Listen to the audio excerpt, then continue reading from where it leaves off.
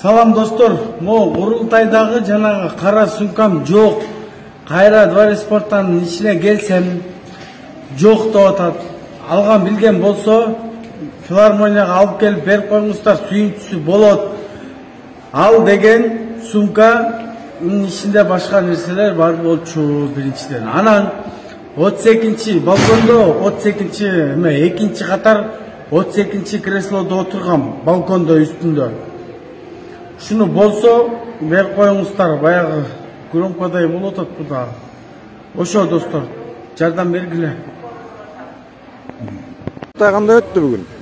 Жалпы Курултай жакшы деңгээлде өттү. Мен кимге кайрылып коет элем да, Жогорку Кеңештин депутаттарына, анан Адахан Мадумаровго да кайрылып коет элем. Эртең парламентте ушинтип чыга калышат. Сабатсыздар депчи, сабатсыздар деп. Жакшы деңгээлде мына президентке жакшы суроолорду болгон карапайым эл мына ар бир айыл өкмөттөн 2ден чогулуп Кыргызстандын 7 областынан адамдар келишти. Анан эртең Жогорку Кеңешке мына депутаттар ушул курултайча жоксуңар. Курултайда карапайым эл кандай гана мына бүгүн түз эфирде көрдүңөр.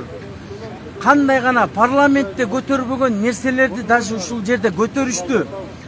Жүрөктөрүнүн чыныгы күйүп айтышты ушул президентке. Президент түбүндө туруп мынакей өзү укту. Бир эле мына жерден Жылдызхан Жолдошова мынакей ушул жерден ушундай негатив немеси ал каримдөө сөзүн айтты. Президент башкарган болбойт экен парламент деп. Парламент эгер парламент башкара турган болсо, анчын Англиядан барып алып келиш керек.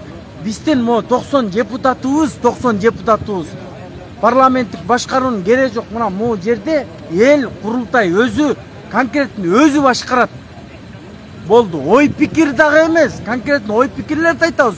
И дальше ошону дагы ишке ашырабыз.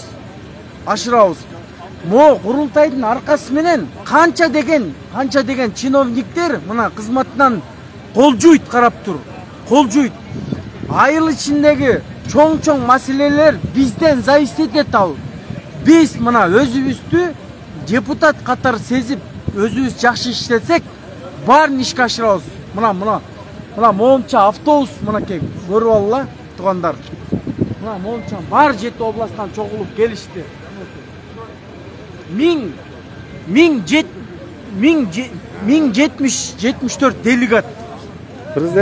Президентибиз кандай экен? Ою курултайчылар мененби кандай экен негизи? Ушуну колдойт бекен? Кандай болот деди? Ичинде деле негизи 2 жагат болгонсу, бири баягы апайсалык көз караштай, бири бийликчилдей баргандай болот. Бирок бул чыныгы эл шайлап келген эмелерде, делегаттар да турабы? Жалпысынан алганда делегаттар менен президентибиз мындай шайма-шай иш алып барды окшойт. Көйгөйлөр көтөрүлүп атты. Баарын карап отсоңуз жазып атты президент, турабы? Айтып атам. Эмне курултайдын эмнеси менен өзгөчөлөндү?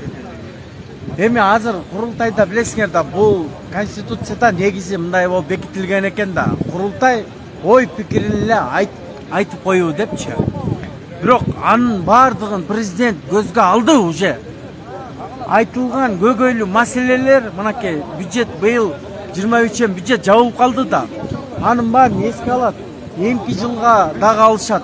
Мындай ой пикирлердин баары бизде көбүнчө баягы айыл майдаланып кетти да, кичине майдаланып. Бирок чоң маселелер дагы чечилет. Берден камчы кыдыршай ичкеле. Күч берсек бүттү, калган баарын алдыда тазалашат.